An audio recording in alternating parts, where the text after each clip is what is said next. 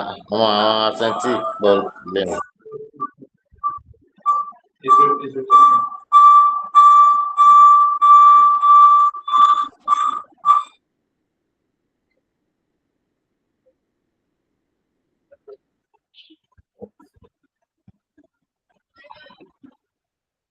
Ẹ káàárọ̀.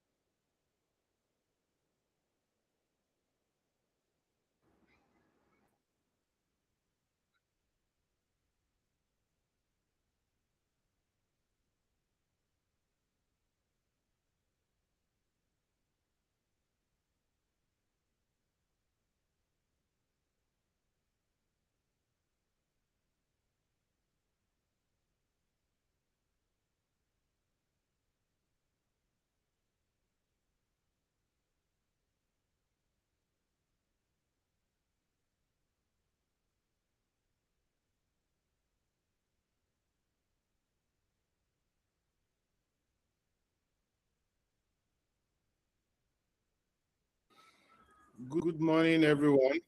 It's a pleasure to have us here today.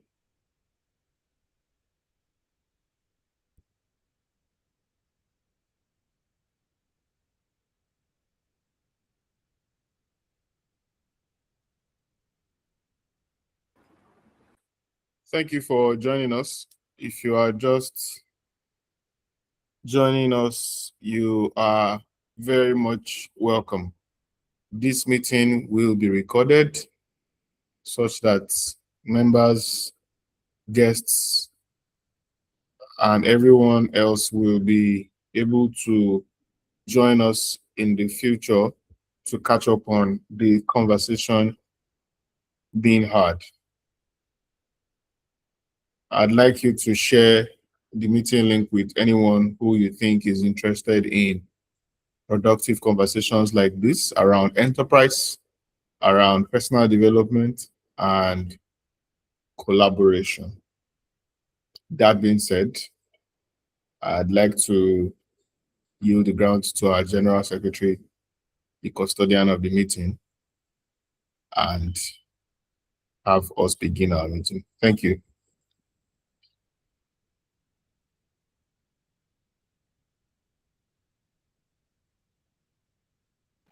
All right. Good morning, everyone. Thank you to everyone who has joined us already.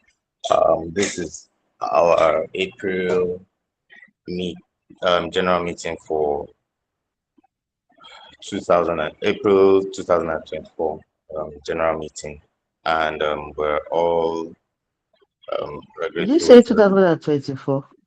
That's I thought I said 2020. I thought I said 2026. Apologies, please. This is our April 2026 meeting. So we have thank you. So we have monthly meetings like this. At some yes, yes, just download. There are a few variations now. At some point we'll be starting exactly at 5 minutes past 8 because a number of us have to join in, and we usually allow, of course, time for people to join in. um I'll be anchoring most of today's meeting. President has some family commitments today, so he may not be fully on. I mean, he will be on ground. He will be with us, but as you can understand, he may have moments where he needs to attend to personal things. We are open to share. We're an open community, so we would like you to share what we're um, share the discussion. The minutes of the meeting are usually shared pre-meeting so that we just adopt the minutes. They're usually shared via email to all our members, and I believe a number of us already have that. If you're a registered member, you'd have seen the minutes on um you'd see the minutes on our WhatsApp page, and if you are not, you see the video on our um what's and if you're not, you'd see the video on our YouTube page. However, for the sake of clarity and ease of communication and all of that, we're going to share the conversation. Welcome, Mrs. Sale. We're going to share the screen. We're going to share the screen so that those of us who are adopting the minutes of the meeting will do that. All right, it's 8:05 on the dot. I'd like us to begin with an opening prayer. As you know, a cooperative society is a voluntary organization, and the actions within the organization are also voluntary. Even though we're encouraged to all participate. And so yeah, Mr. Balaji Alavi and Mrs. Joy are not around. They were meant to um they had been said to indicate part that they would join the meeting, but they may have a few things to do right now, so they are not available at the moment. So for the other person, for those of us who are here, please let one of us um, take the opening prayer. Thank you very much.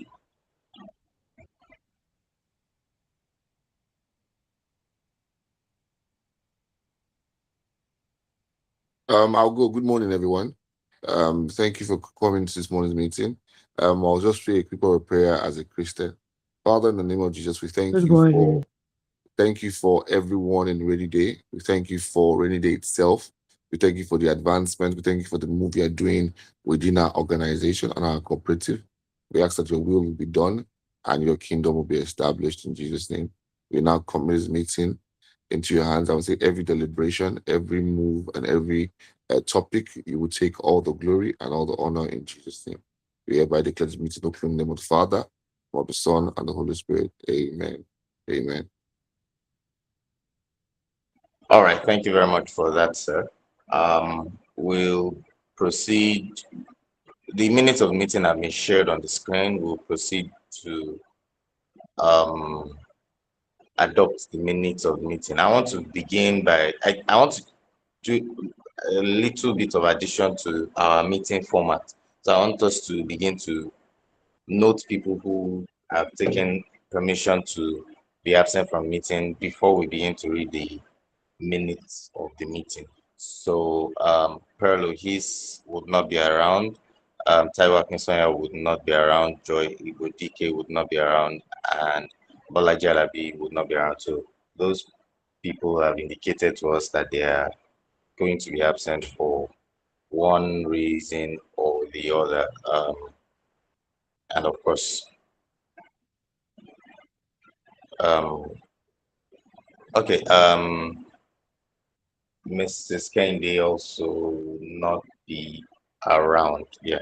So that's, I think that'll be all for the, so please let's adopt the minutes of the meeting. It's you can take it off. The minutes have been, I mean, we're just showing that so that you know that we actually have minutes, right? For those so we all know that we received it in our email. I believe we've already we got the email um some days ago, right? So I'd like you to share, I'd like us to quickly do that, the minutes of the meeting. Let's adopt the minutes of the meeting.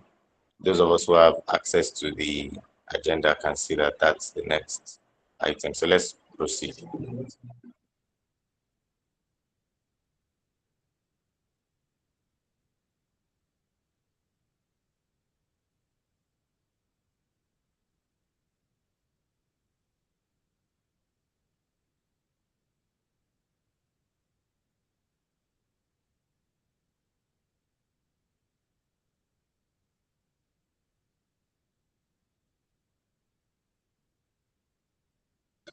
So please let's quickly proceed with the um minute with the okay.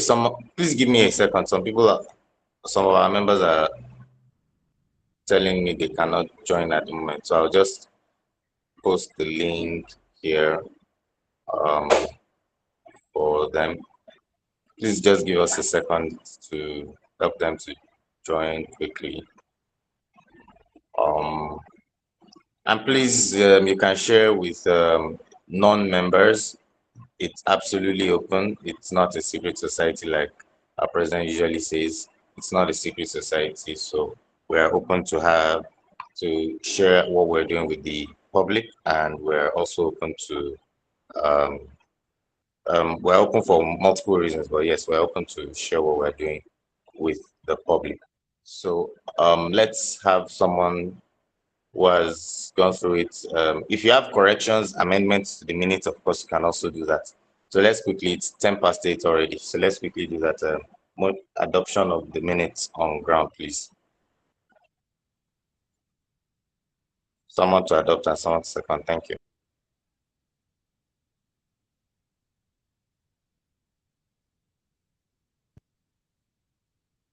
My name is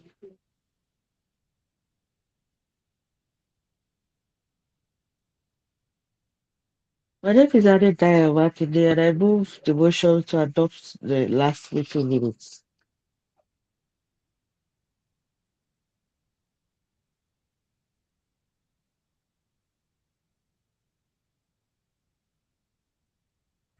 All right. So, is there anyone to second quickly so that we proceed?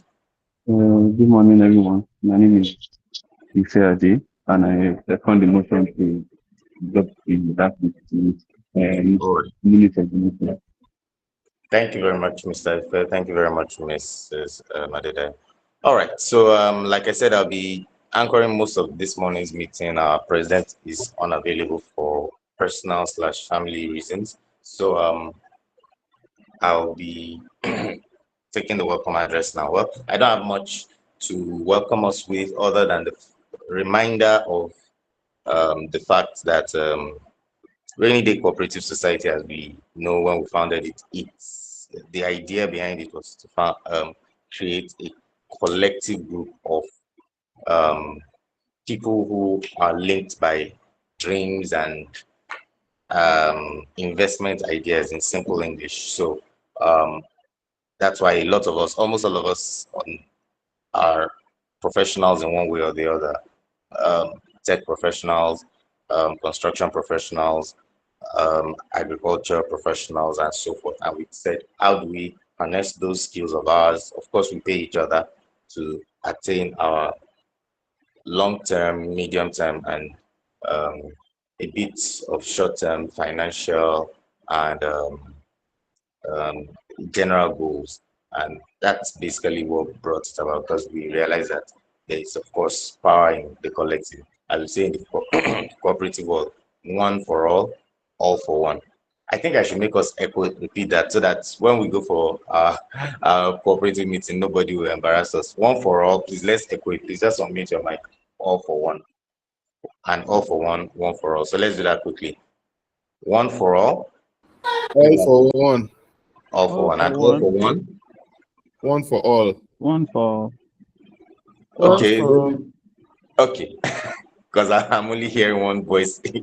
All right, that's fine. Maybe I know some of us are in places where we can't unmute our mic. So the goal was and has always been for that collective strength, and we have been doing that since we started. We're grateful to God for helping us thus far. We've um, gone so far with a few things. We've given us updates on those things at several times, even via emails and in our previous meetings. The Naira investment fund, the well, not Naira investment fund, Naira investment scheme, then the USD savings, which we started with, um, and of course the Rainyday Ogbomoso cashew farm in particular. So it has been successful so far. We have been successful so far with that.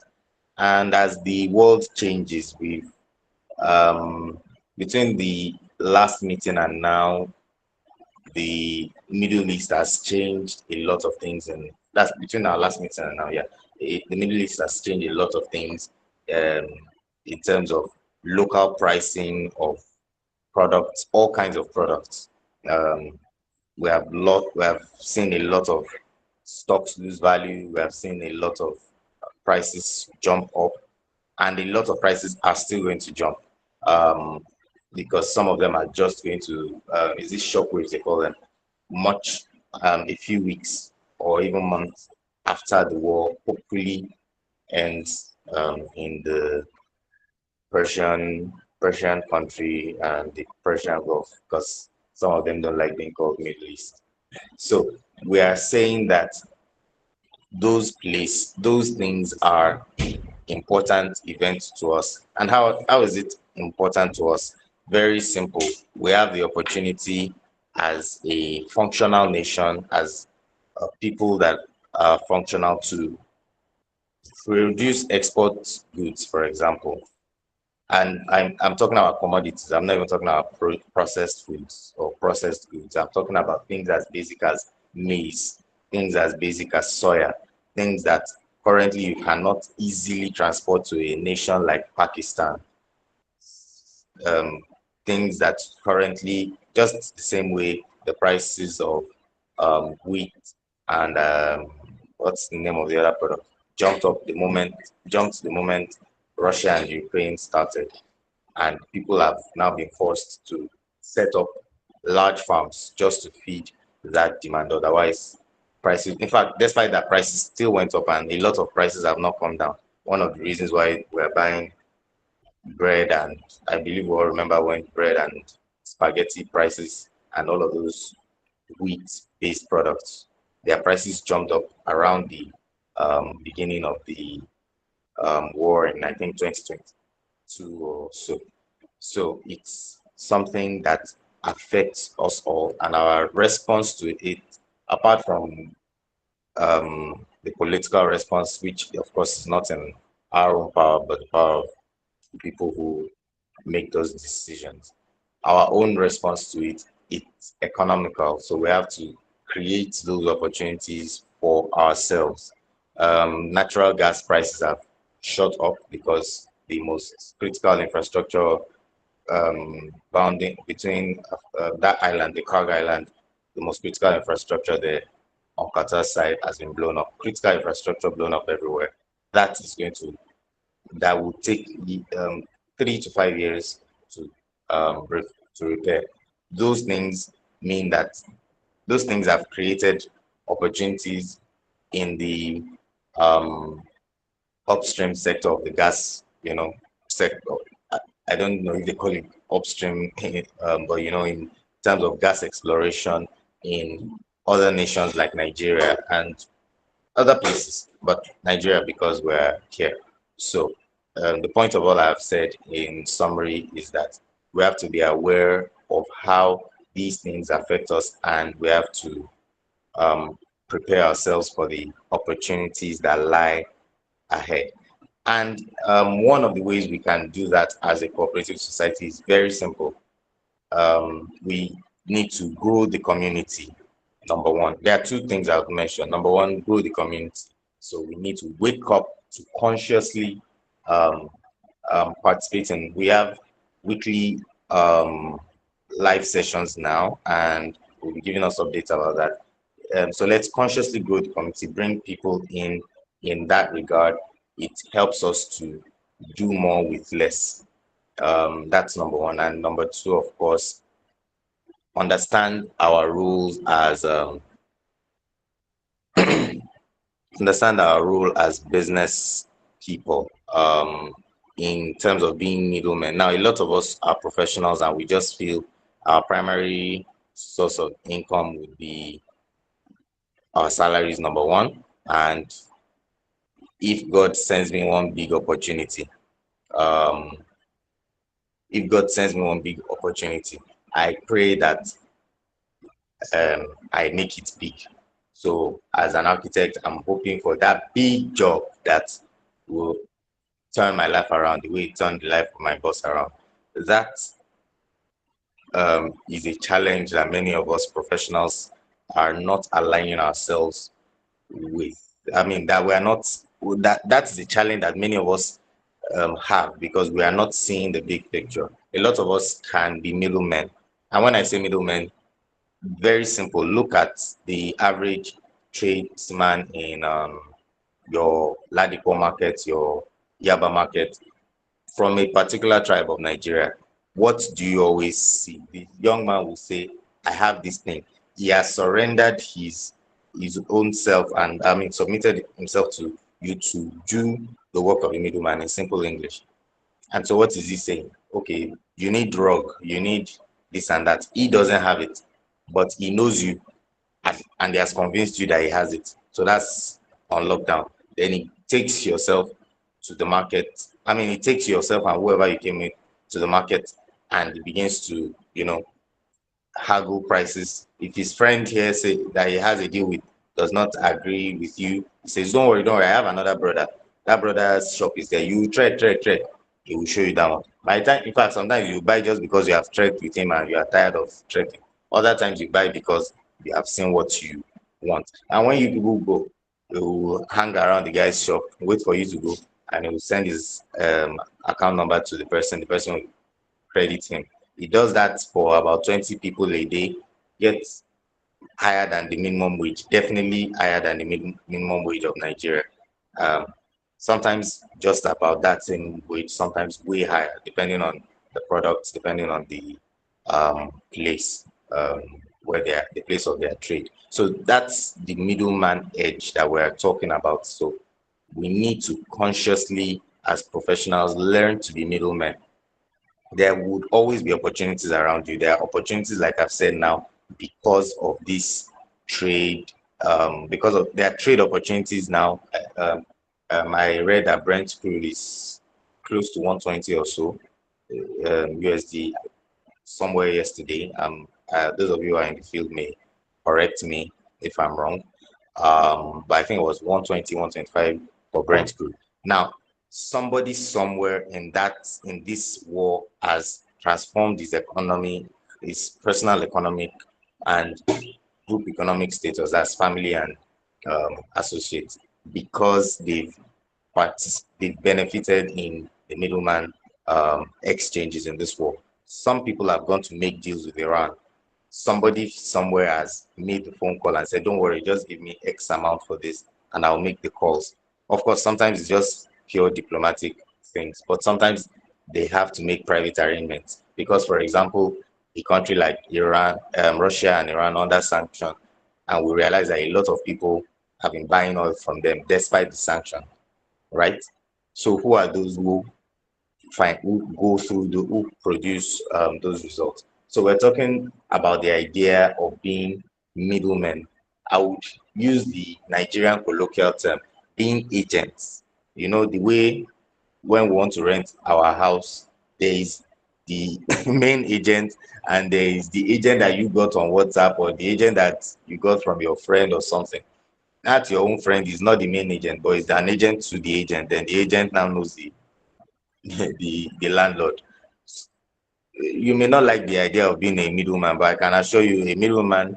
Once I in my early days in real estate, one of the stories that we discussed in one of the offices where I worked was the story of a man who, at that time, they were looking for a vessel, a crude, just a small vessel for lifting crude from the Niger Delta, and he happened to have a friend who was selling crude, and he just happened to overhear the conversation. He was not meant to be in that conversation, and he just jumped at it and said, "Oh, I have." And I think that time his agency fee was 2014. His agency fee was 100 million naira, not um PSC.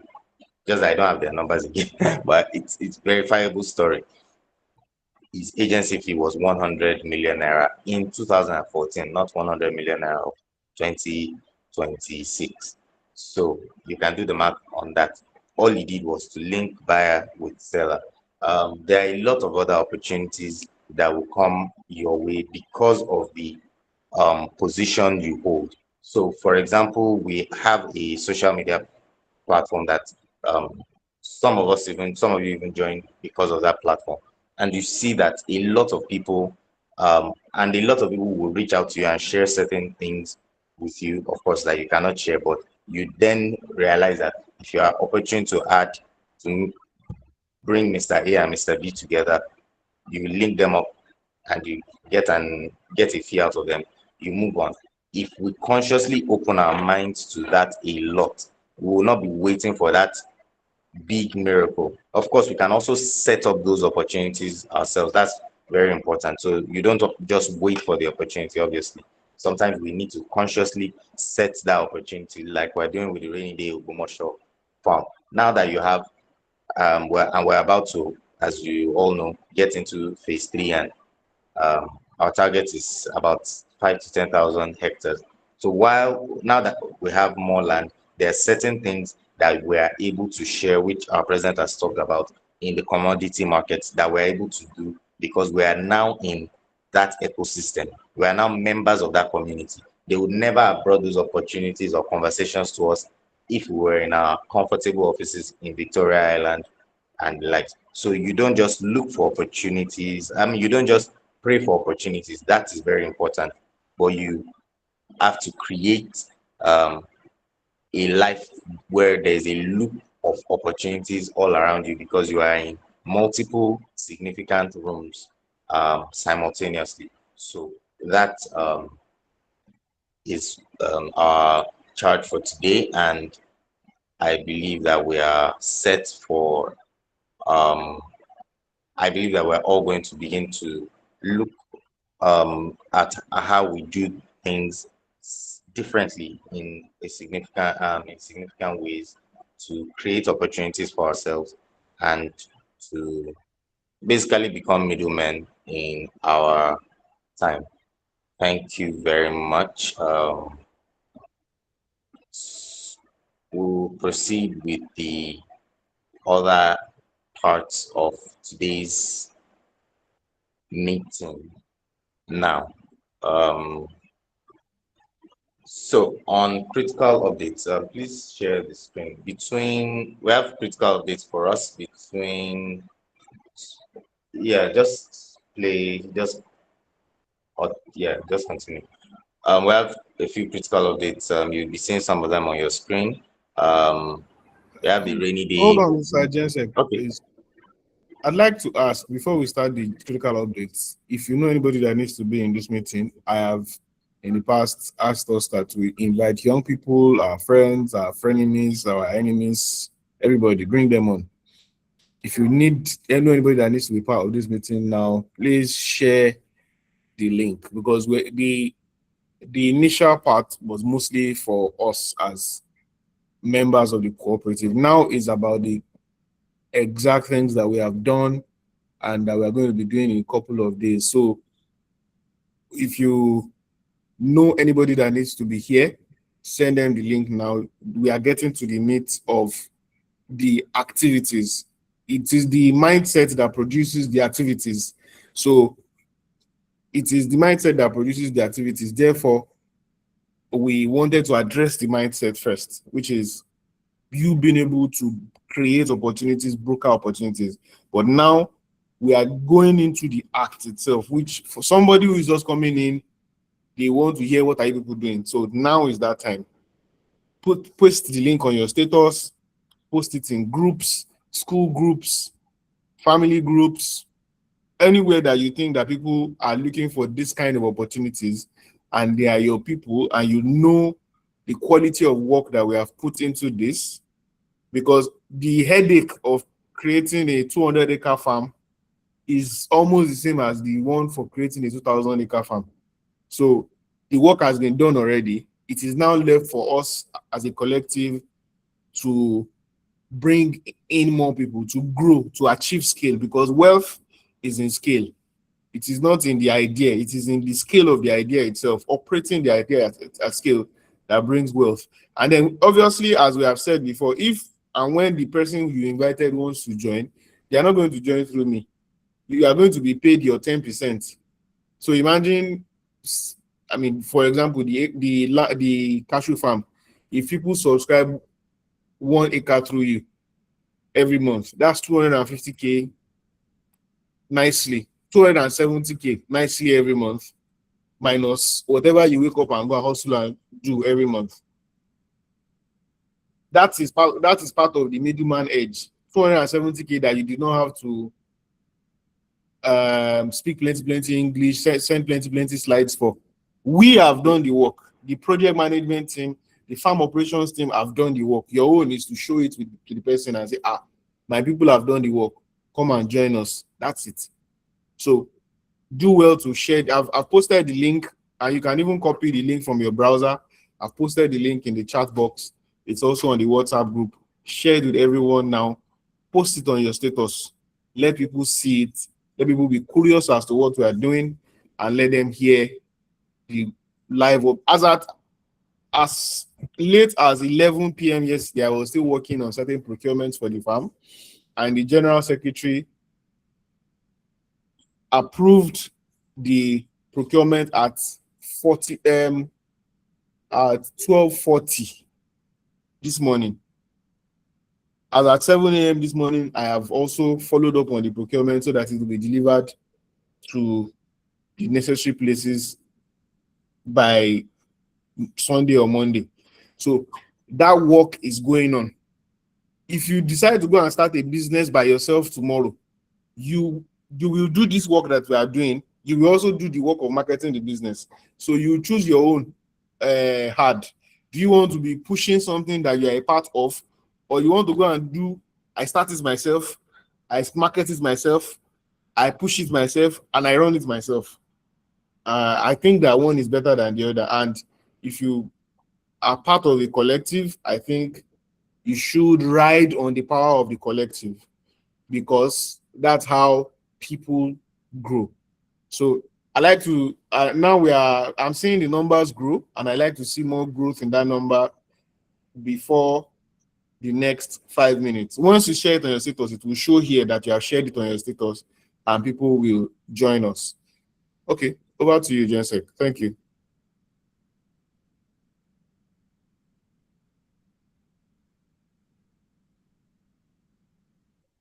All right, thank you very much. So you can just share this for those of you who are in the WhatsApp group, you can just share the link and say the opportunity you've been praying for is here.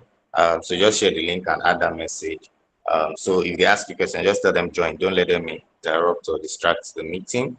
Your work in the meeting. So as we said, we are aware that did um, we drilled the borehole last month, that's February, and so we started the preparation for the solar water pump system, which you can see here.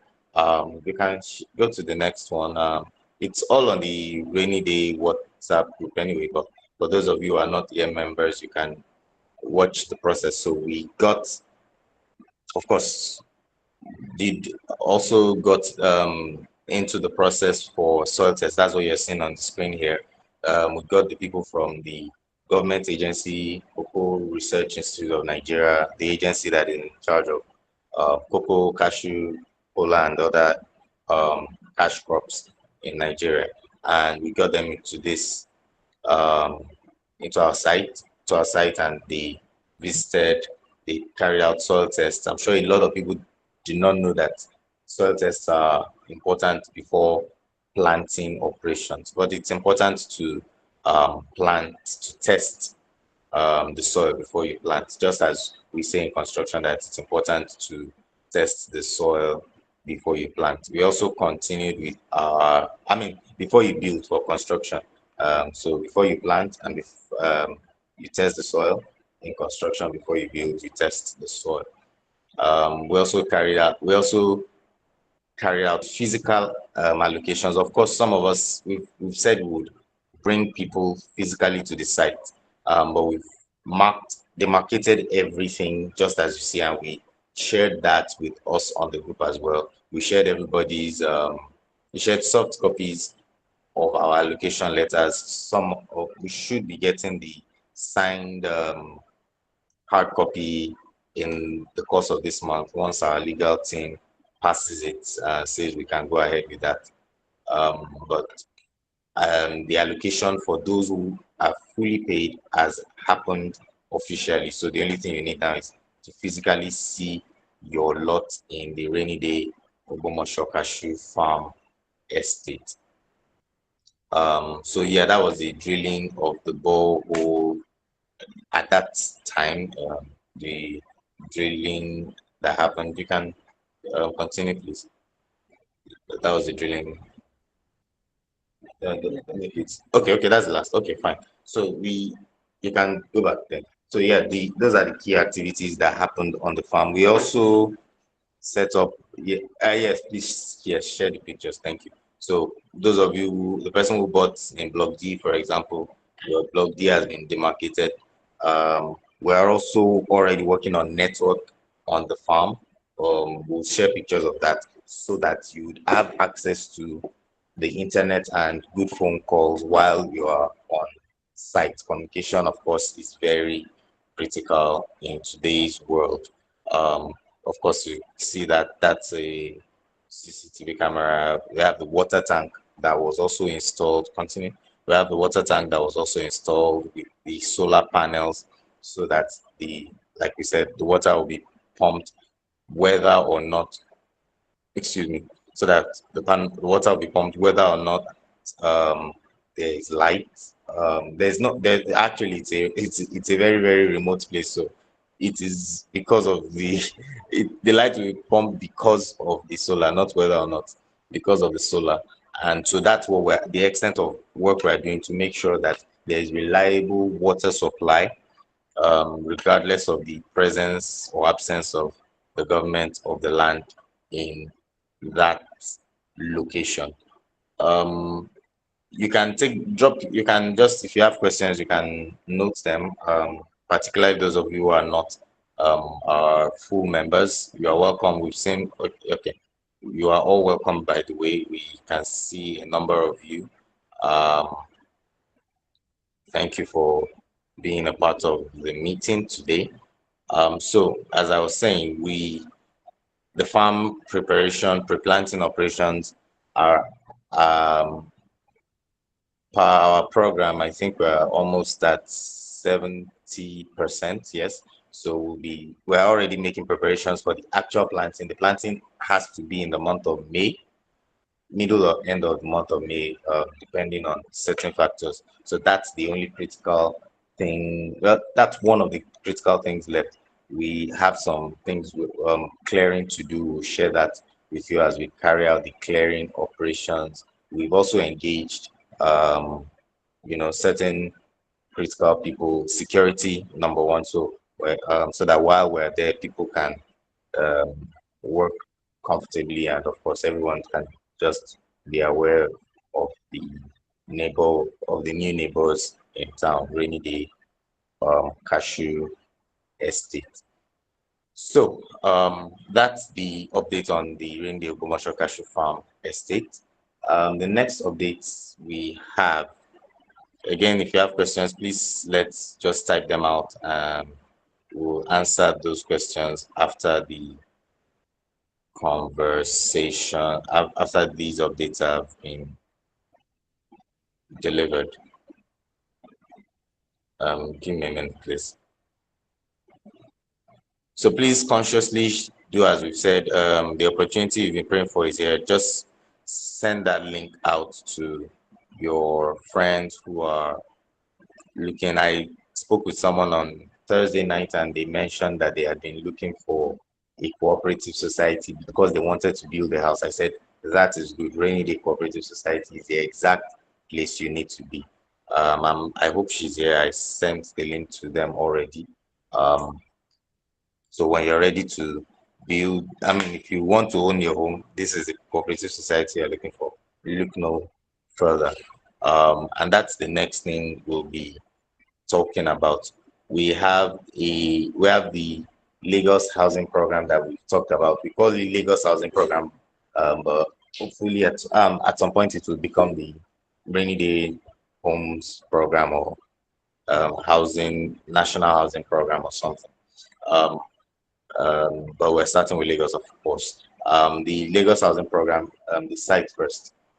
Share the site first. The sites, the bush videos. I'm trying to get the. So we visited a site somewhere in Ogun State.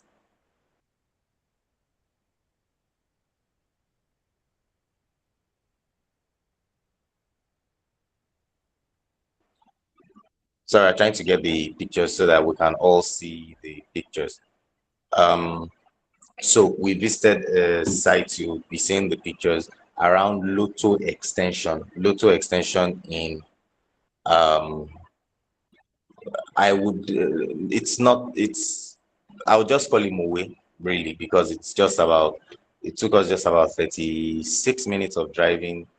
So it's just behind the RCCG, 3 km by 3 km camp. So we have two sites in particular in that location. We're currently in talks with the landowners. So we'll be sharing the video of and pictures of our encounter with them on site there.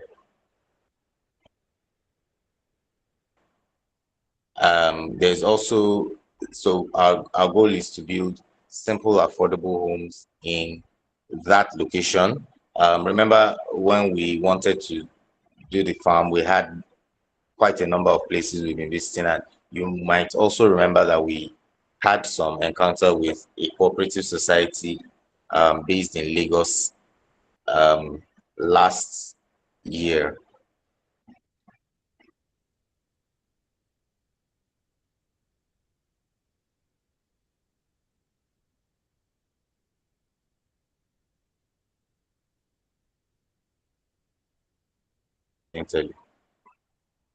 Apologies, please. So we visited a site in Mowe. We visited that site, and just the same way we had that challenge. I'm talking about the cooperative house that we had a challenge with. Unfortunately, their documents did not look good. If we all remember that conversation, we were going to need to pay the government of Ogun State close to 100 million naira just to regularize their papers because technically their COOs had been revoked. Not exactly revoked in that sense, but it needed revalidation. You know how government does things in this part of the world. And by the way, this is free information. If you have family land in Mowe, Bafo, axis all the way to E4, and parts of Shagam local government. So Shagam local government, E4 local government, um, Obafemi Owode local government. Yes, those three local governments, and some parts of along the Ekpe Expressway. If you have please people who have C of O in those locations, and those CFOs have not, and those people have not been servicing their CFO, I can promise you that if it's Ogun State, your CFO is gone. I can say that for free. So the only thing you now need to do is to go for revalidation because the CFOs have been technically revoked or rendered invalid. If we okay, thank you very much for that. The certificates of occupancy have been rendered invalid or non how do we put it? So we had that encounter in that cooperative. We also remember we had that one in Lagos. So it's something that has been top of our priority for years. Residential real estate and investment real estate, meaning a place where our people can call their own home. Um, I know if it was a physical meeting, this would be the point where we clap because people like to but I know we can't, it's a virtual meeting. So please let's be aware of, I want us to be aware of that has been top of our, thank you very much, that has been top of our agenda. We've spent a lot on due diligence, of course, because we do not want a situation where you buy and then we start explaining, oh, sorry. And of course, we have some of our legal, we have, I think, three of our members, yes, also are legal professionals, and they've been helping us with due diligence at different levels in those different locations. So we have finally gotten somewhere that we've done some preliminary due diligence, and we're, I should say, 60% good with it. Of course, due diligence continues until site, until property possession, as we know, that's the principle. So we'll continue with our due diligence through that phase. Can you just share the house, the design? So in addition to that, we already have gone a step further. The site pictures, they will probably we'll probably share that much later along the line. But we already just share the front. Yeah, yes, just that. So we have something that we're working on already. Um, and you can take it out. So again, we are just showing you this briefly. It will be cut out of the recorded session. Take it out, yes, thank you. It will be cut out of our recorded session because it's still, but we're just showing you that design work has gone on so that you can see that we're not taking any chances as far as this is concerned. Now, one thing that I'd like to specifically talk about in terms of the design before I wrap this update up and then we can prepare for questions. One thing I'd like us to talk about, I'd like us to be aware of is that we are very conscious of eco-friendly design because a lot of us, there are two things that, well, not eco-friendly. I don't want to wrongly use the word sustainability, not because it's actually sustainability, but I'm sure we're all professionals and we're all aware people have overused that word. We don't, some of us don't even want to hear the word sustainability again because it has now become almost a almost a fraud. So we are saying that number one, every home must have a courtyard. Every home we design, apart from if we're acquiring an existing property or we're buying something that is really in a choked area, maybe some of us who are members say, oh, let's build in this location, and that location is, a choked area. We may not be able to do so much. That's brownfield development. But once it's a greenfield development, one of our principles is that every home must be properly ventilated. So Rainy Day is not going to be your developer who gives you a tiny prison room, like they say on social media, tiny prison room with, white boxes and all of those things that we see in Nigerian real estate today. That is not one of the things you are going to see with Rainy Day Cooperative Society. We're going to consciously, excuse me, we're consciously providing something that is livable. We're consciously providing something that is um, habitable in simple terms. And that's what the cooperative society is working on.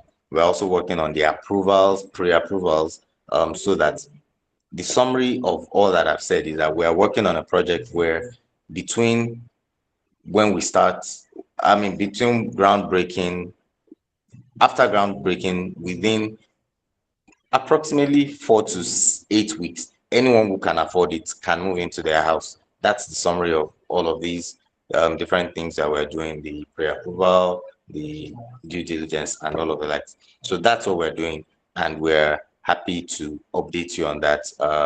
We've had meetings, they've sent letters as well, back and forth, and we should be able to conclude our negotiations and make the payment for the land, provided that every other thing is set. So thank you very much for listening to that part. That's very critical. So those of us who want to own our homes can already begin to prepare our cash. And I'd like to engage us on that very quickly. How much would you pay for a three-bedroom apartment? Please, I'd like us to be realistic. I know we are all professionals, so I'm saying this because of maybe some of us who may not be members here. How much would you be willing to pay for a two-bedroom, three-bedroom, or two-bedroom apartment in a bungalow, specifically bungalow in um, Mowe Ibafo axis or Lotto extension, as we call it? You can type that out in the chat box as we speak. Just type out the amount you would be willing to pay, or let me say that you would find easy to pay, provided, of course, that the house is ready within 2 months, or the house is ready and all you need to do is to pay and move in. So please, let's type that out in the chat box. We'll be looking at that as we go on. I'd like us to consciously do that. How much would you be willing to pay for a two-bedroom or three-bedroom bungalow in Mowe area of Ogun State? And of course, you can also type your thoughts on a properly cross-ventilated apartment in that location. All right, the final update is on our weekly live sessions. We had a number of them. We've had one every week, every Thursday since January. I think that was January 4th or 5th, if I'm not mistaken. And we've consistently had one live session every week since that time. We this month's focus is on health. We've had a mental health person speak to us last Thursday, and we will have someone speak to us on fertility issues. We also have someone on another critical health matter very soon. So we're looking at health this month, and would like to encourage every one of us to share these meetings with our people as often as possible. That is very, very important. So I would like us to take note of the live sessions. watch them like they are also live on YouTube, so you can watch them live. You can watch the repeat. You can watch the repeat broadcast, if you want to call it that. It's not repeat broadcast. That's in the old in the OGTV and LTV and AIT days. You can watch the YouTube session, recorded session on YouTube, and we'll be happy to have your thoughts on that. I'm checking the comment box. I'm not really seeing. Let me see. Maybe it's my network. But I've not seen anybody type how much they'll be willing to pay for a house in. So please let's do that. I want it's an exercise, please. How much would you be willing to pay for? Or maybe I should start with, would you be willing to pay for an apartment in Moeba? For if you are waiting, definitely when we get to Lagos mainland, we'll let you know. But if you are willing, how much would you be willing to pay for a house in Mowe and Iba for access of Ogun State? A bungalow, 2-3 bedroom bungalow. So please type that out in the chat box, and let's have your thoughts.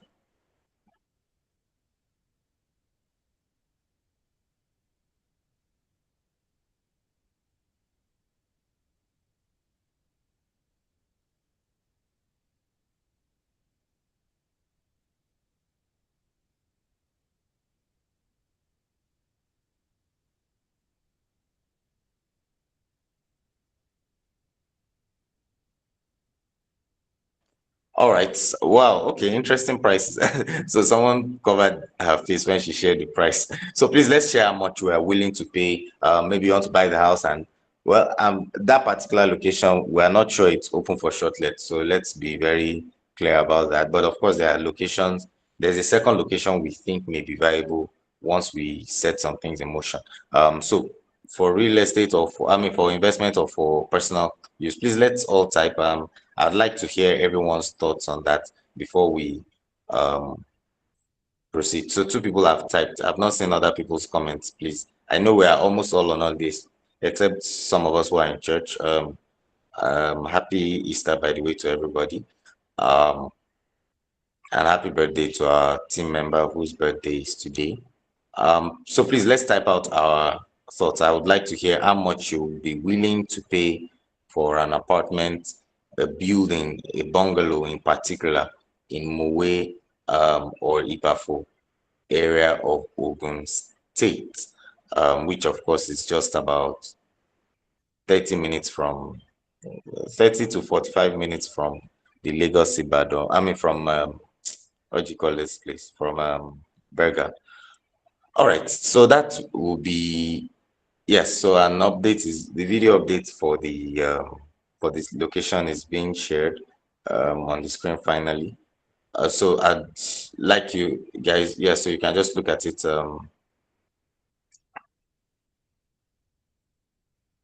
Yeah, we just want to know what your, as cooperative members, you have the full details, but this we just want to I just want to know what your expectations are. The current market price of bungalows in that area, we are okay for those not local. Okay, that's right.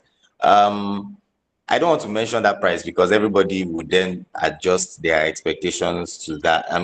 But if, it's upwards of, it's No, no, times don't two. mention. No, no, no, don't Okay, mention. Don't okay, okay. mention it. It's All right. Miss Allo or Mrs. Allo.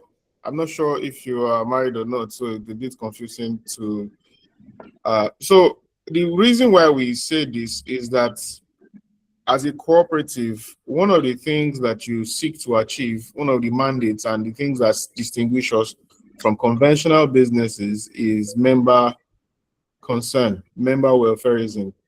If I want to build a property at market price, I'm not going to be having this meeting. I'm just going to do what I need to do as an entrepreneur, reach out to my friends, I'll announce on social media, and I'll set my price. I do not need to consult with anybody.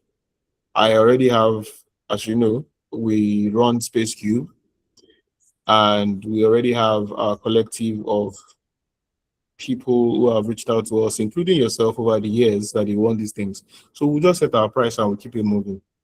The point of a cooperative society is feedback.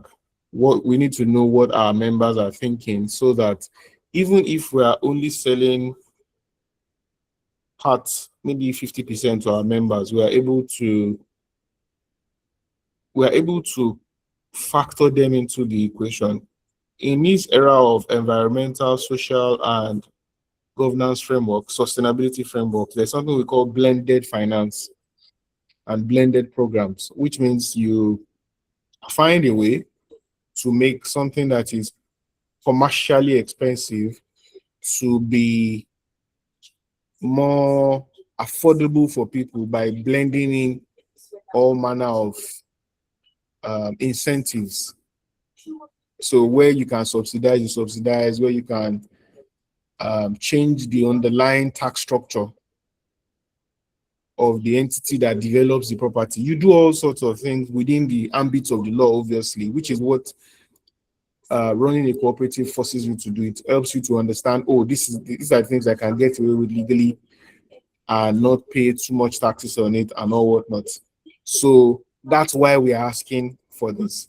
And it also helps us to know what to position for.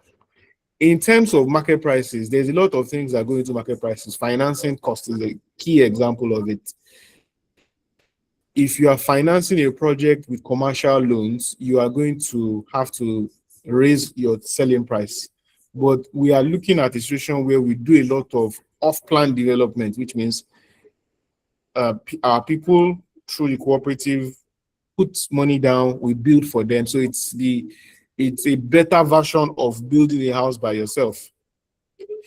And through the Lagos Housing Program too, which allows people to invest at up to 22% per annum, we are also incentivizing capital allocation for development. So instead of conventional developers who raise funds at anywhere close to 50% in 6 months or about 100% for a year, so which means if they raise 1 billion, they are paying 2 billion back after one year or 1.5 years. You are now, through the Lagos Housing Program and through our off-plan project, you are now having a case where we are cutting the financing cost drastically. So instead of paying 1 billion on interest that you have to somehow bring out from the project, you are now paying 220 million or 225 million interest to cooperative members because they invested in the project, and that has driven down the cost. So that's why we are not saying or judging this project with the market price. I hope you understand. To everybody who will be listening to me in the future, to the person who has the question, the goal is not to make the money for private jets from this project. It is to give housing to everyone who is a part of our community, with obviously financial sustainability in mind. The other thing that goes into the finishing cost of the house is, and we are basically unearthing the secrets of the trade to you, is finishing. So for example, if you tell me that your budget is 30 million,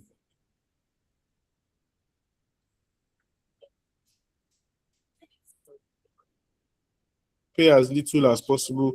Okay, so that's where I'm getting into. The other thing that influences the the people try and pay as little as possible as circumstance. No. So we are going to set a benchmark. There are benchmarks that nobody can go below, because I mean the physics of materials and the numbers will not allow you go below those numbers. So I'm getting somewhere. The other thing that influences cost is the developer finishing costs. So it means that at the time of handing over the house, what are the things that I would have put into the house for you? That can determine whether the house can be 100 million or it can be 30 million. Finishing is an important part of the house anywhere in the world. So we are basically deconstructing what makes up a house for our own people as part of our own obligation as your leaders. We are so ordinarily when somebody wants to sell a house to you, they give you a black box, they call it a house, and then you go figure it out. We are deconstructing it now to you to the basics and say, okay, what are you thinking about? If, for example, you say your target is 30 million, the easiest thing to do is work our materials up from that benchmark for yourself and see what it looks like. When we now show you this is what your 30 million can get, you can say, this is not good enough. Okay, maybe I can struggle and add 5-10 million extra. Then we'll show you what 10 million can give, that extra can give you. It's part of the mandate of running a cooperative. It's not the most pleasurable thing out there because I would rather be using my time to do something else. But it is an important part of a real cooperative society. That's the whole point of this exercise. We need to carry you guys along because otherwise we are not different from every other real estate provider out there. As you can see the video, people are already living in a community. This is like a complex. It's a hospital, a church, a school, and all sorts. It's a few minutes from one of the sites that we are evaluating. Another thing that we are looking to do in that place is to ensure that it is energy independent. So every house, given power design, would have its own solar panels. So for anybody who is in Nigeria currently, in the last 2 weeks, there's been a lot of issue with the energy supply, except you are in Bande like myself. But even we in Bande can feel it that people are going through stuff. The design we are taking into that place would ensure that every house has its own solar panels. So in an entire month, in an entire year, you may not even put on your generator for more than cumulative 5 days, as long as you don't have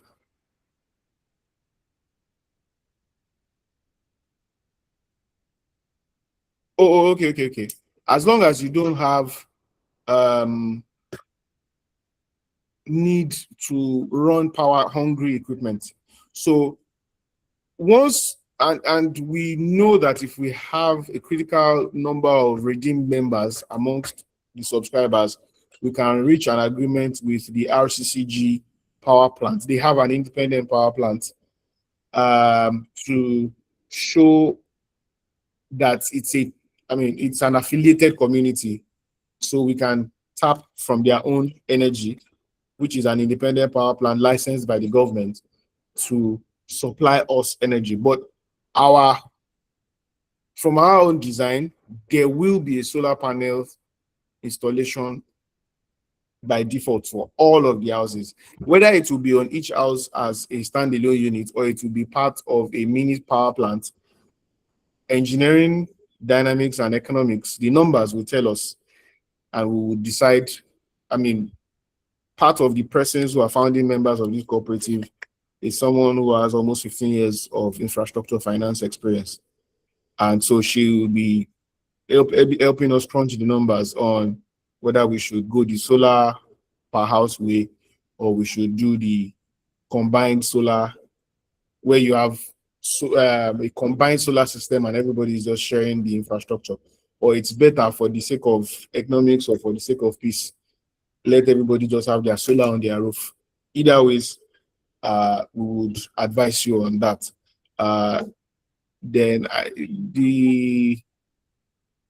So to your last comment, what 30M can achieve and what 60M can achieve. Oh yes, the benchmark, these two figures would be advised. We would eventually share like a template, like a dashboard where you can select these things and you would see them. But as it is with construction, there is a basic amount of what would give you a carcass structure, after which every other thing is discretionary. The type of finishing, the type of paints, the type of flooring, and all those things will then be add-on materials, and that will be at your own tax brackets. I say that on a lighter note, and at your own personal taste. So I hope I've been able to provide more background understanding to this issue. So we expect that the houses will be, the location will be great for people who are Redeem members who want to be close to Redeem Camp, people who are Christ Embassy members, GoFundMe members, and anybody who does not have to come into Lagos frequently every day. It would also be a great place for them. If you would, if you do a hybrid job, for example, or a remote job, it would also be a great place for you to live. And if you are well advanced and you don't need to go to work every day, you run your own business or something, it would also be a great place for you to live. Key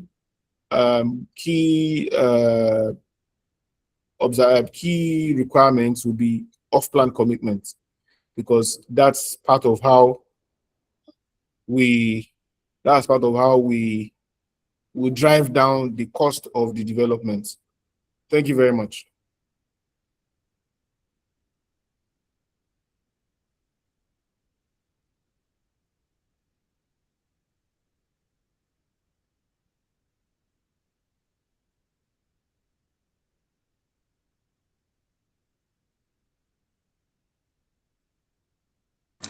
All right. You are not sharing again, are you?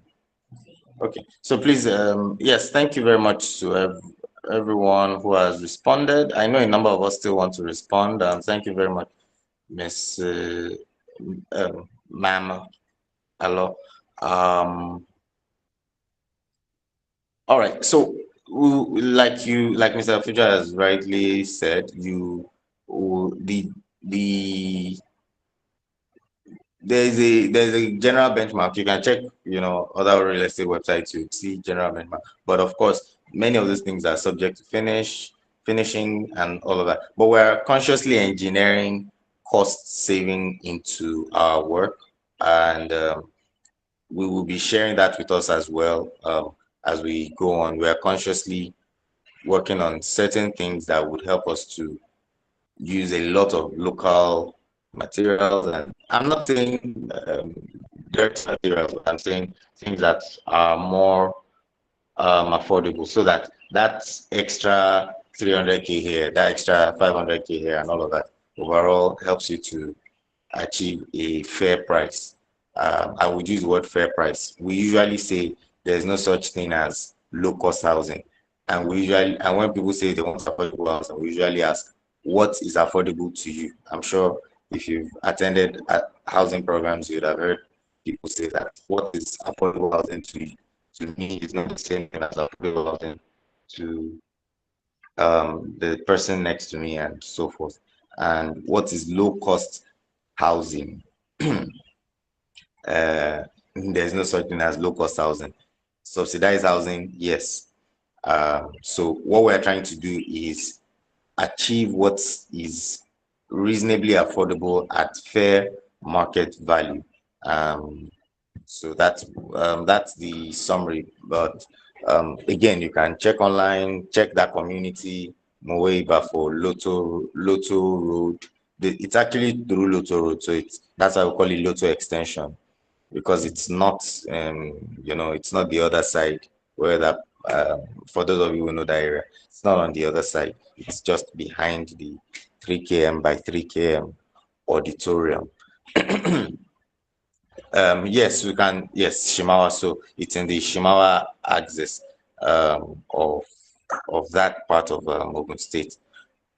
All right, so just want us to see that a bit more. We are already open to take questions. So AOB session is live already. So if you have direct questions, you want to unmute and ask us direct questions, you can ask us. If you have AOB as a member, anything that is not sensitive, if it's sensitive, of course, you can drop it on our WhatsApp group that is for members fully paid members only, and that would be addressed. If it's non-sensitive, you can of course share with us here. As remember, as we know, this is being streamed and would also be uploaded to YouTube after this.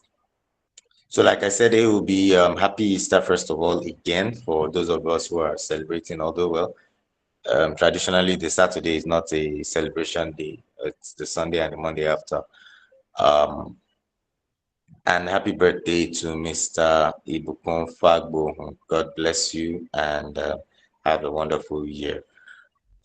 So if you have any questions, please ask the questions now directly. You can unmute your mic to speak.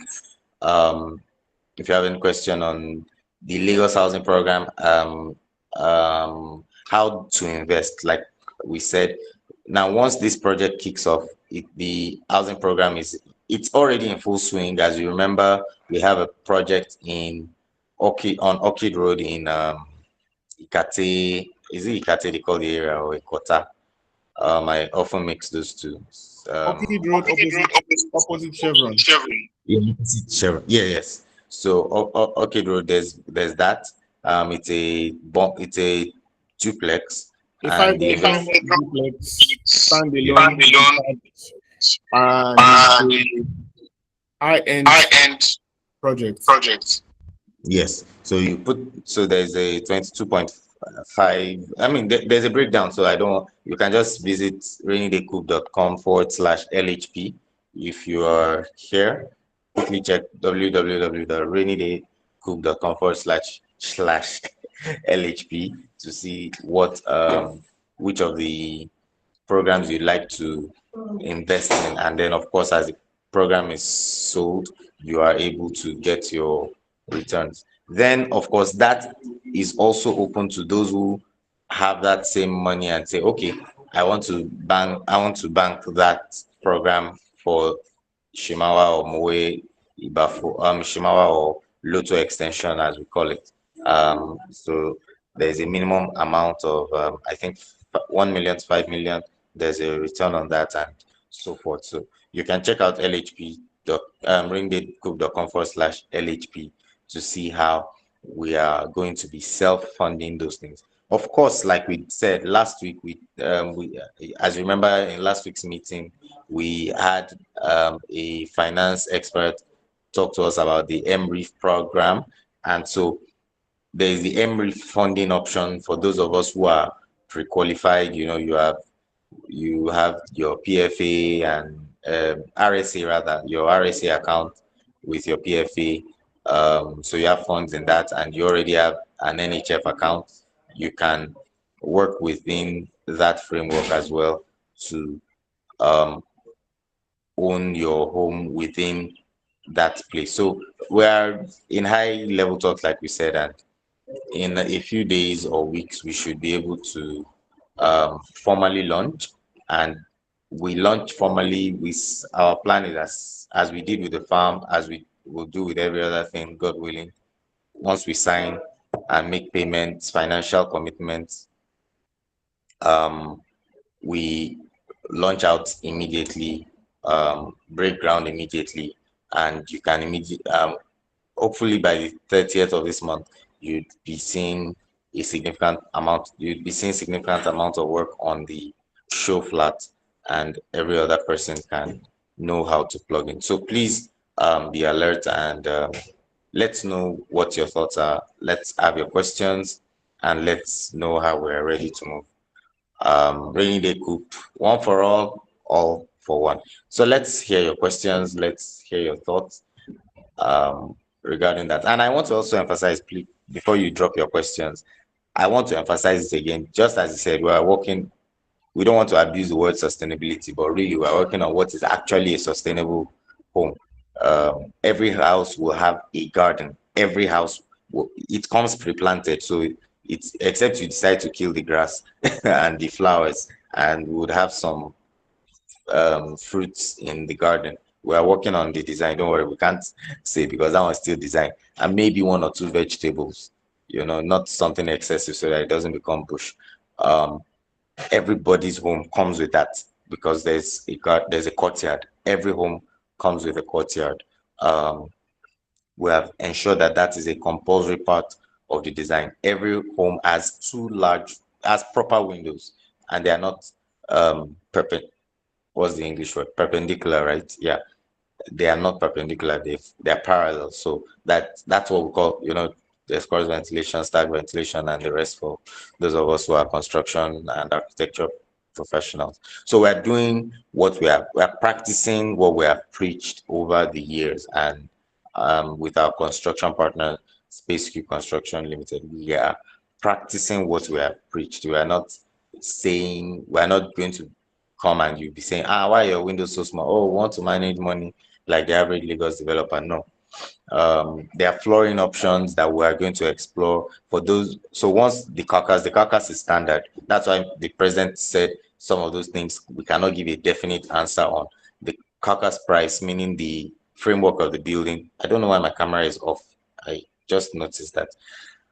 The framework of the building, excuse me, the carcass is X amount. That amount is fixed across board because, of course, it's a semi-detached building. The cost of planting the garden is fixed. Every home must have a garden. However, someone else can say they want tiles just in their living room. So we'll give you the breakdown of such. So if you want maybe certain tiles in your living room, you want certain things. So those options will be prepared, and then it would reflect in the cost, so that in certain places you can have some of those beautiful floor materials we're talking about that may be more cost friendly, and some of those other materials that are on the high side may be in your living rooms and your public areas, basically. So those are the things that we're going to do that your average developer would not do. Not because they are bad people, but who has time?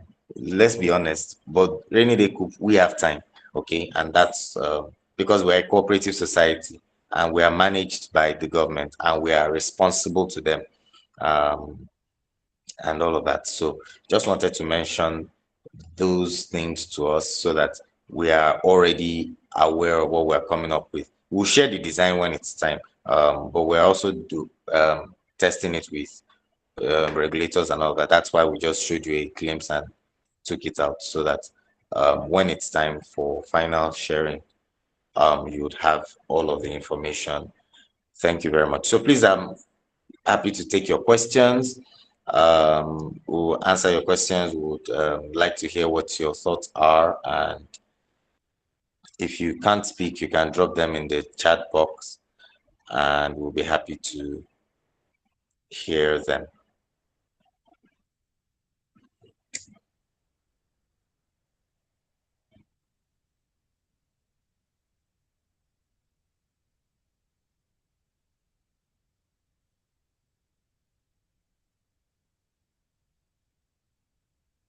Yes, Mr. George, you can speak, sir. Hello, good morning. Good morning, sir. First of all, I don't let me clap for you. You're a first timer in this meeting. Thank you for being a part of the meeting. Welcome, sir. It's long overdue. Good morning, everybody. Thank you so much for for the consistency. Actually, I have been procrastinating for the longest time that I was going to join this meeting, and I have not, done that, but I'm glad I'm here now. And I know that with information, I'm way behind.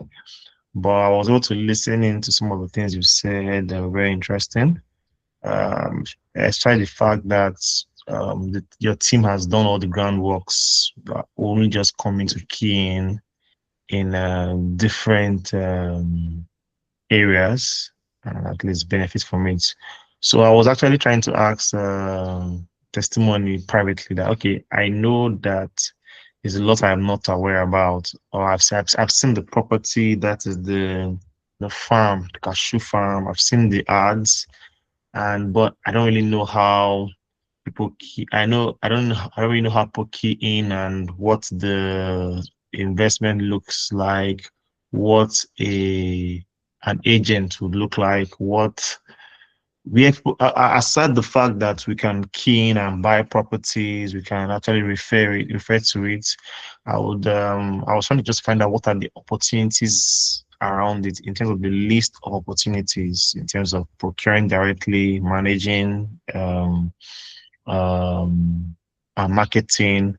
I wanted to just know what the opportunities around it are. So I was distracted a little bit, but I think I heard something about cattle, and I was not so sure. I said I was going to ask that as well. Then when you mentioned the housing scheme, apparently I I wasn't aware that when they had such a scheme and as well. So when I heard about that, I was like, okay, fine. Many times I'm quite busy, but like early hours of the morning, like 4 a.m., 5 a.m., I normally just wake up to read some few stuff. So I was asking there's a PDF file or there's a link to just sort of read through like a summary that explains what it's all about so that I can orbit myself on where the journey has started from, where we are now, then and I know how to follow up with the new informations I have gotten today. Thank you very much. That's all. Right. Thank you very much, Mr. Okoje. So we take it from the first part that you mentioned. The first place you would get information about what we do is our website. And that will be, the links are already in the chat box, Rainyday Coop. Then you select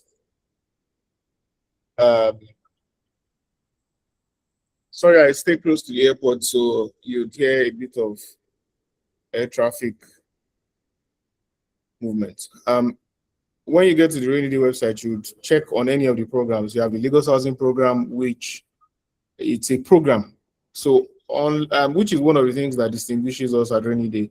We are not just people using money to chase things. We are an integrated team. So we have engineers here, we have architects, we have finance people, we have lawyers, we have tax people. Everybody's here. So we are not just putting money down and waiting for things to happen. We are actively. We even have a town planner as part of us. I don't know if he's on this call, but there is a town planner, is also an incoming surveyor, aside other professionals that we have in this community. So the Lagos Housing Program is our way to bring all these professionals together and work on this project such that we are able to, you cannot know something, I mean, if you know about something, you should, the one you would build for yourself should be of good quality. So we are able to make these judgments and then hit the ground running, in the famous words of someone we know. That's the Lagos Housing Project. We take sites, for example, the Lekki site is a high-end project. The net is 600 million. That's not play. That's not for the small boys. It's for people who have their cash in a good place. And it's an off-plan project, so you can key in with 20% commitment and spread the rest over the next 9 months, because we look at handing over by December. The project is managed and developed by one of us, and so it's a rainy day project.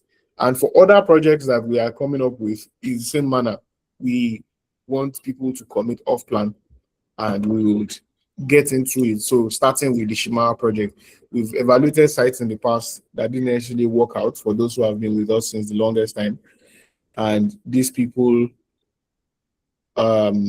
know how we have always gone through the rigor of checking through the sites at a serious cost, ensuring that things, all the ducks line up in a row until we are not comfortable. If we are comfortable with this, we would go ahead and start development. For the cashew farm, again, you would have to read. One of the things that a rule in Rainy Day is that we will put out the materials, you must read it. I do not want, as president and as 001, member 001, I am cognizant of the fact that the culture of the institution that we are building is what we encourage. We want people to read it's not everything that is happening in the world that can be converted to video format for people, and that's where people get scammed a lot. They breeze over information for you and never give you the details. Read on our website, rainydaycoop.com/cashew. I have put the link in the chat box also here. In terms of the accelerated opportunities that will come in, we have to go from the known to the unknown. So the known is that we are paying agency to everybody who is referring.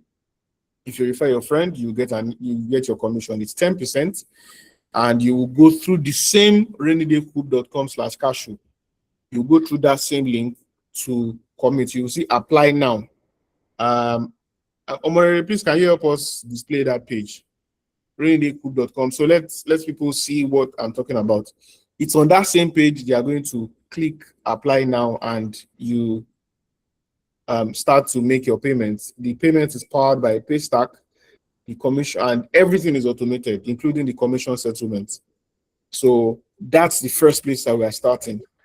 In the coming months, because we already have an agricultural calendar, we have a crop calendar for the location where we are in.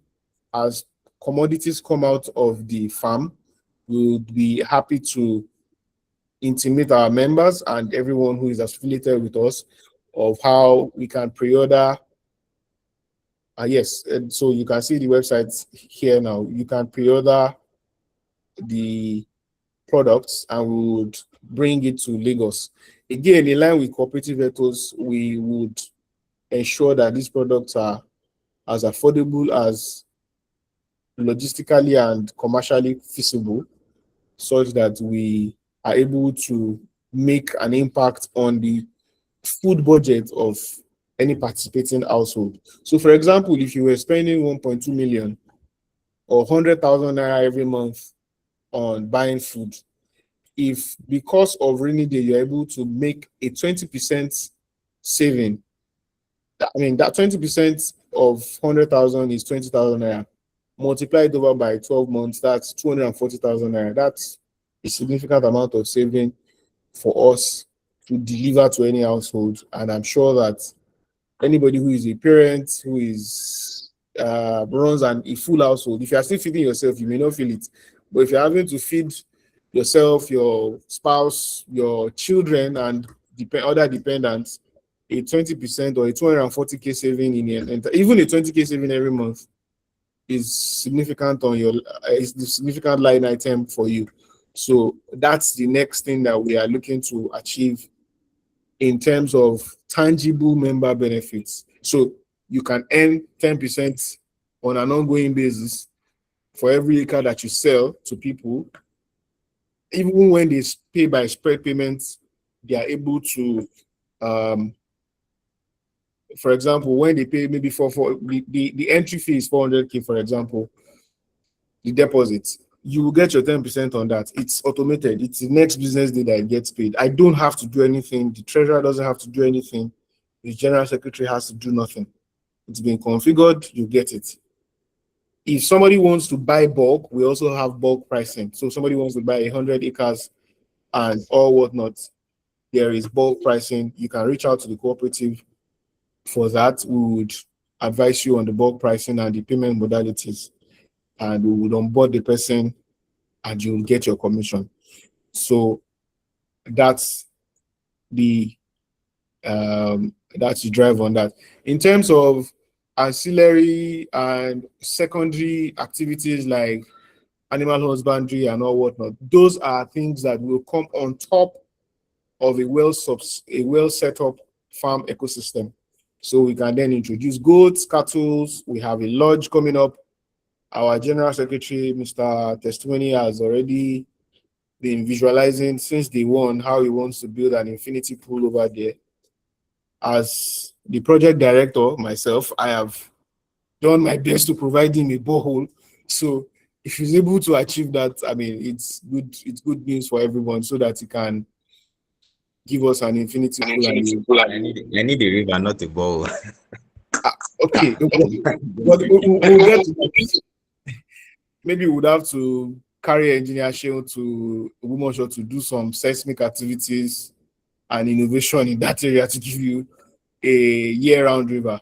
But the goal is to say that we would continue to innovate and work with our local hosts to make the farm sustainable, to make the farm secure, and then we can then enter into, in the past we've discussed commodity trading. You can join our Telegram group and see recordings of the past. You can listen in. As far back as when we started the cooperative in 2023, we have recorded Telegram sessions all the way back to 2023. So you can listen to whoever invited you to this gathering. Please ask them to share you the Telegram link for us for you to join. So you can go back and listen to all our recordings. So you would have a clue of how we got where we are now. And we have identified some warehouses that we may either lease or acquire, depending on the logistics of it, where we can then package foods and bring to Lagos. And one of us, who is also on this call, has reached out to us on the export potentials. We are also looking to work with her and our network in that regard for food export. We would keep taking on these opportunities as they show up and as it makes commercial sense and logistical sense. So I hope I've been able to address your question well-roundedly. And I'll just ask you to commit and continue to work with us. A journey of 1,000 miles begins with a step. And as with anything in life, long-term thinking helps you to achieve a whole lot in terms of compounding. So, thank you. Any other questions, please?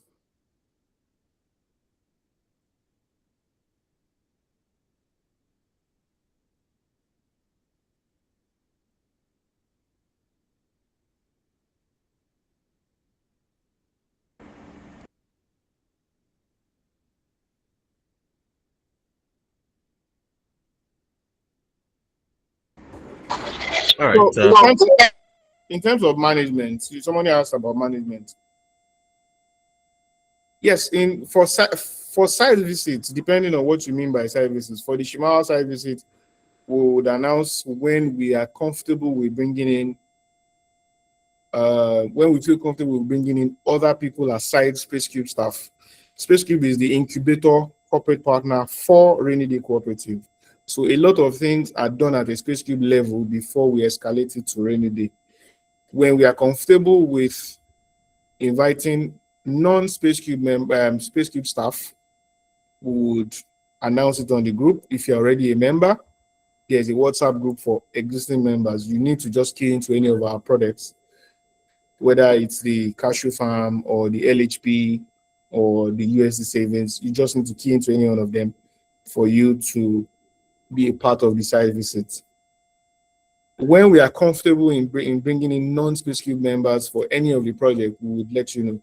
And why that is important is that we recognize that there are professional obligations that we bear because of our stake and our role in the cooperative, which we do not expect from non-Space Cube employees and non-exclusives of the cooperative society. So if you are going into a site now and you are not a Space Cube employee, sometimes you may have to leave your house on a Saturday morning at 12-hour notice. With a 12-hour notice, I mean, you hear yesterday night that you have to be on site this morning to meet someone. And so we realistically do not like to burden.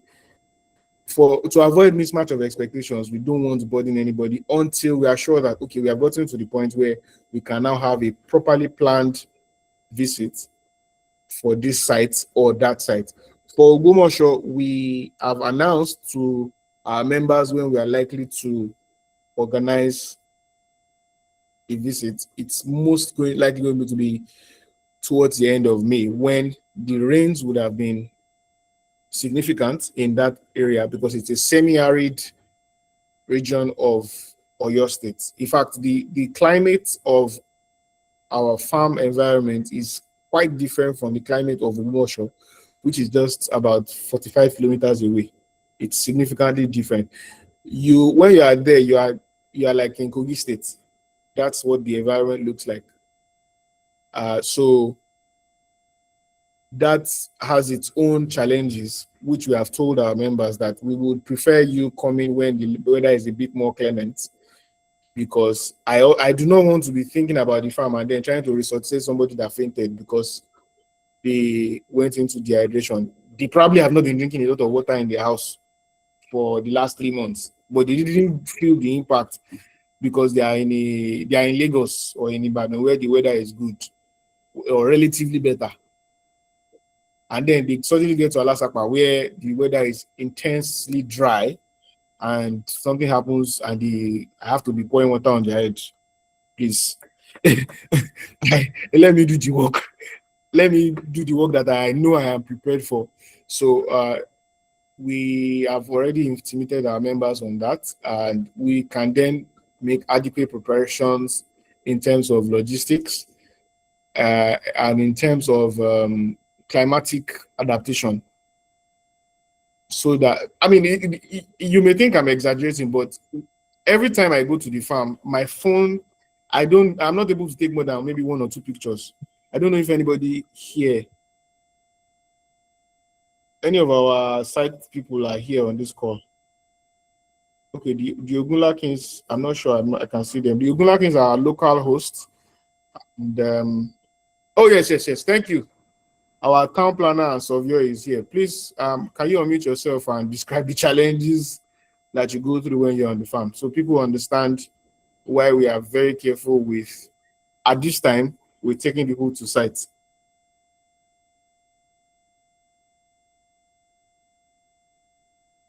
Mr. Oyawi, are you there? Okay.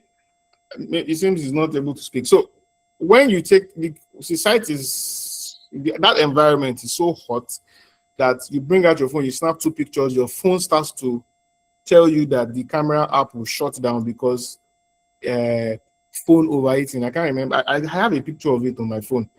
I try to look for it and share it with us one of these days. I keep forgetting. But that tells you how hot the weather is. The people there are adapted to that place. They don't have a problem with it. They walk kilometers looking for water. And that's part of what prompted us to set up the borehole.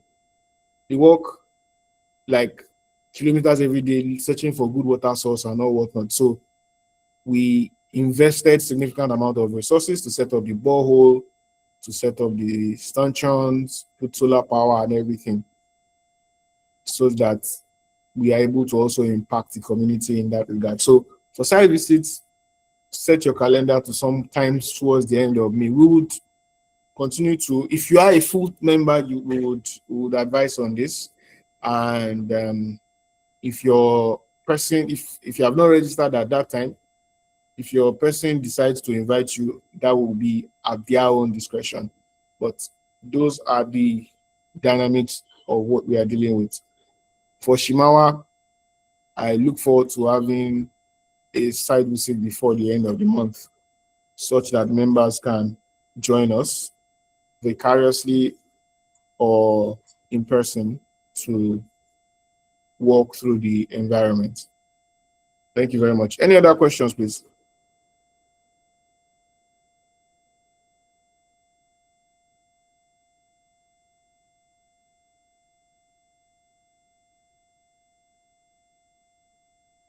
I see a few names here who Olaoluwa Kiton, I think she just dropped off the call. I can see Mr. Oluwasegun Emmanuel. I'm not.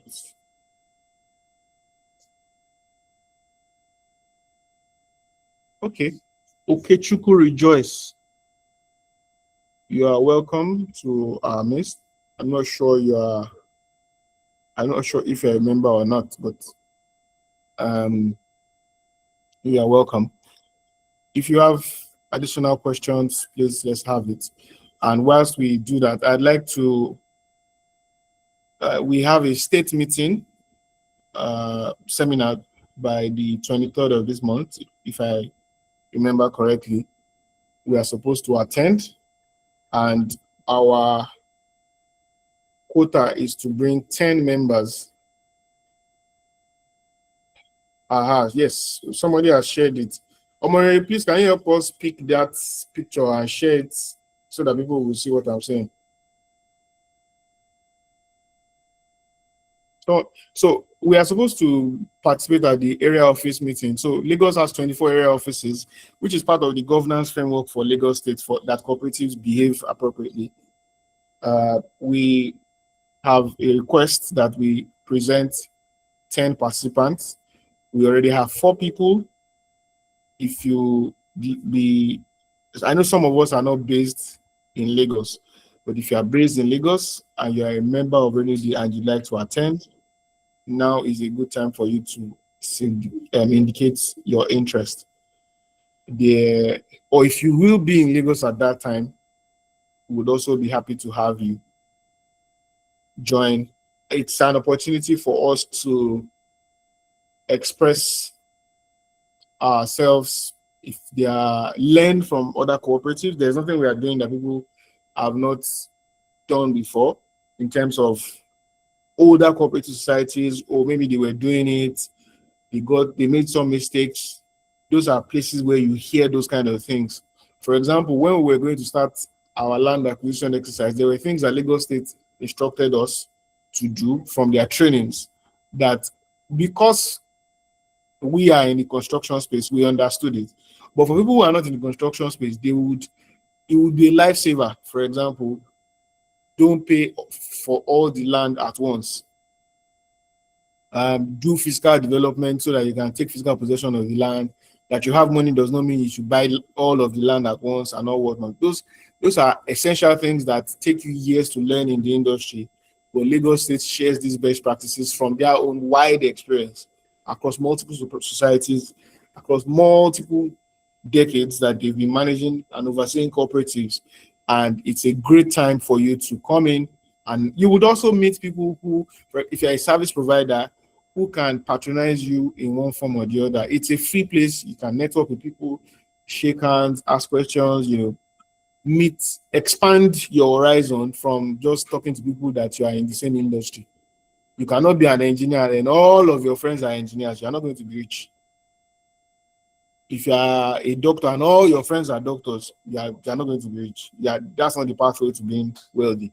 You need to have a wider network of people. You have the allergists, you have the vulcanizers, the photographers, the surveyors.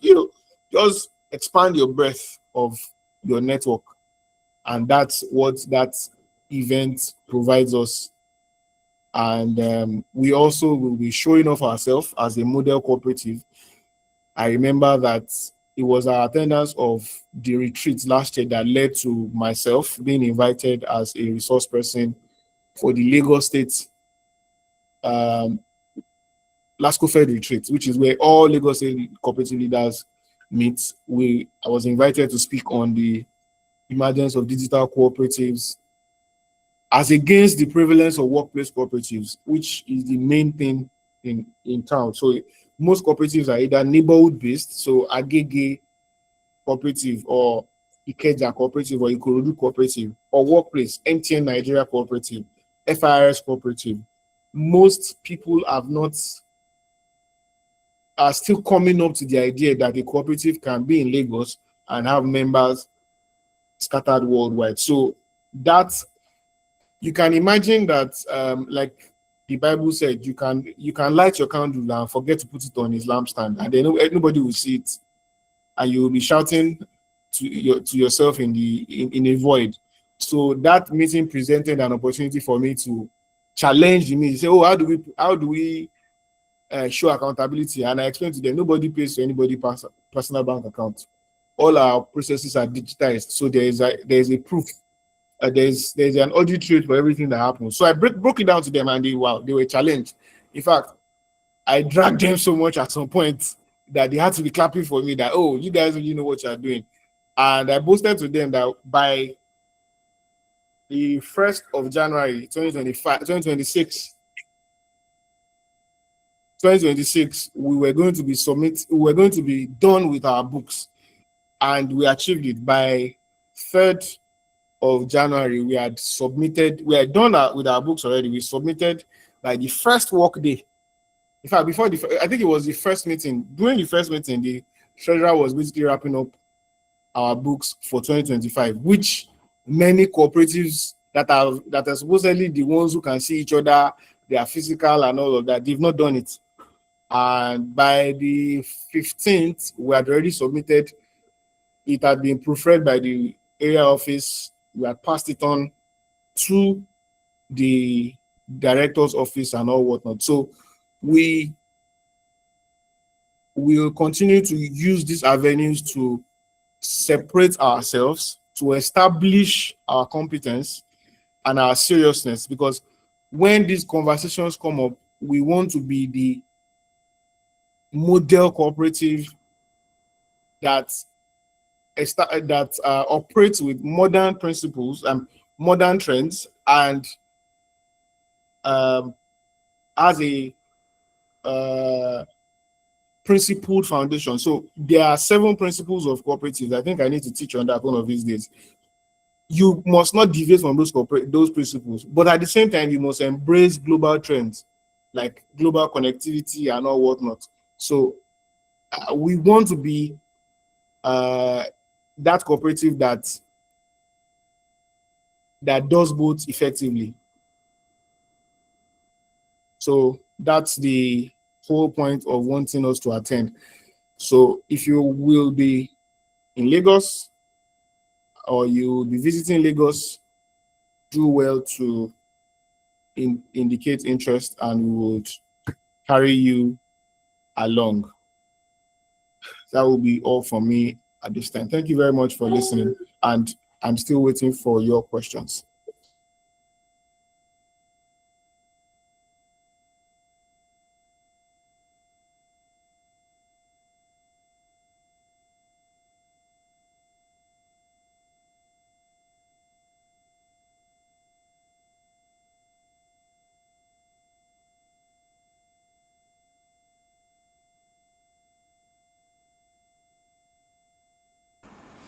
I was expecting to. Thank you very much, sir. The first question I was expecting to hear and see was how far with our resort in Ogbomoso. You people told us that you were building resorts in Ogbomoso. How far with it? That's the first question I was expecting from long-term members. So anyway, that's ongoing. And since you didn't ask, I will not give you any information on it. But then, of course, the information is out there. The water, the borehole is helping us to provide sufficient water for the construction work to continue from where we paused in the middle of January, at the middle of January or end of January, actually, because the cost of water was quite ridiculous. So anyway, I've given you the answers to the question that you did not ask. Another question I was expecting, so now it's question and answer, but I'm asking the question and answering by myself. A number of you have reached out to us with land in certain locations before, and I'm aware that some people already have land, but maybe they are not able to develop it alone. I think someone called us about something somewhere in Magbo recently. I don't remember what the conversation was about then. I'm also aware I had a conversation with a diaspora friend who wants to build with us within the Rainyday cooperative framework in Abeokuta.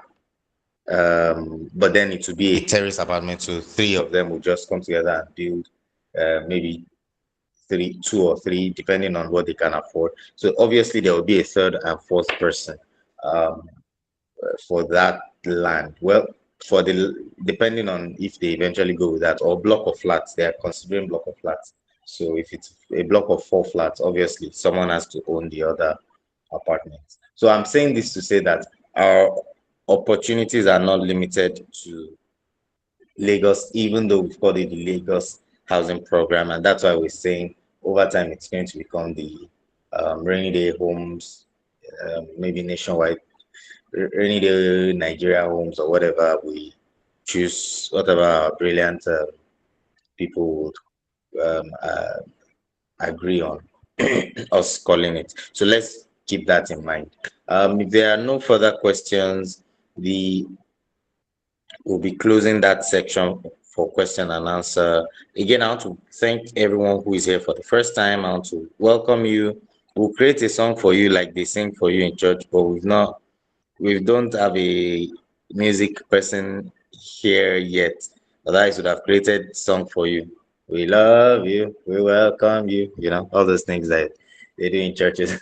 So anyway, we are grateful to have you, and we're grateful to have you. For those of you who joined for the first time, I'm serious. We may actually create a song for you. Welcome to Rainy Day, and then to just be very, very nice.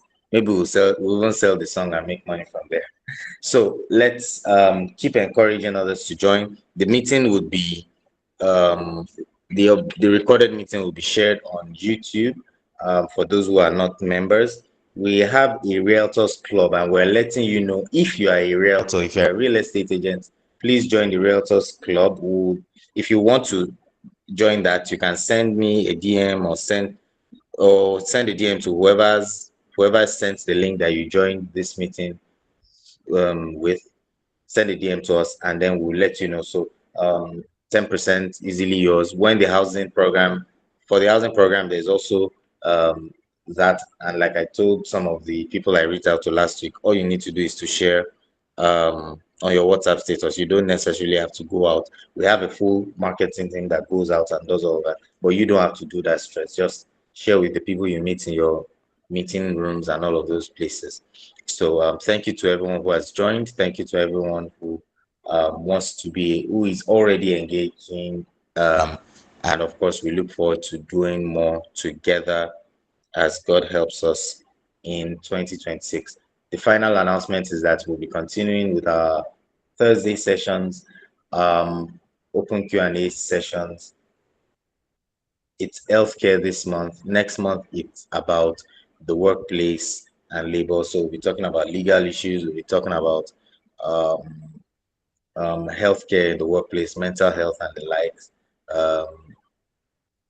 People sacking people without proper care, people engaging people, and even those of us who are business people, the guidelines for managing business within in terms of employee relations. So that's for May. For April, we'll be doing other things on healthcare. We're talking about fertility concerns, that's very critical for men and women. Of course, fertility is it's not one party, it's not one gender, as some people make it to seem. So that's also going to be looked at, and we'll be happy to have you. So please always share, always share. We said that in our opening remark, and I'm saying that again as we bring this meeting to a close. So we'll be bringing this meeting to a close now. Would like us to move the motion for adjournment of the meeting. I'd like anyone of us who is a member to move the motion for adjournment of the meeting, and of course, the closing prayer. So let's quickly do that. Anybody, motion for adjournment very quickly, and closing prayer. If there's any private conversation, we can have them. If there are questions, allocation of land, like we said, we'll send you the people who are fully paid their documents physically. We've sent everybody their emails already. The physical documents with your souvenirs would also come along. So yeah, motion for adjournment, and we can close. Thank you. Good morning, everybody. I hereby move for the adjournment of the meeting. All right. So Thank you. the first Saturday of next month. Thank you. Thank you very much, Mr. Adesanya. Who is seconding, please?